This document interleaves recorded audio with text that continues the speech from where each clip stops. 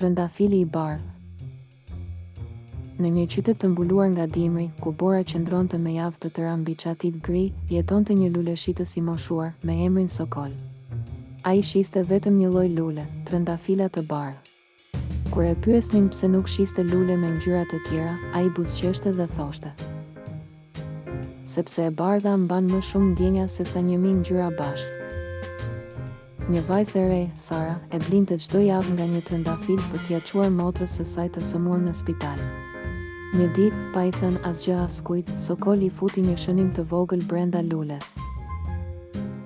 Drita lind edhe në ditët më të zymta. Kur Sara e gjeti, nuk mundi të mbante lotët.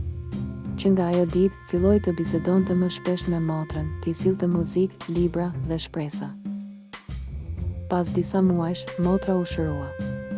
Dhe ditën që dolën nga spitali, të dyja shkuan te lulishdeja e Sokolit me nga një trëndafil të bardhë në dorë për ta falendëruar. Ai nuk tha asgjë, vetëm i përqafoi dhe u dha nga një trëndafil tjetër.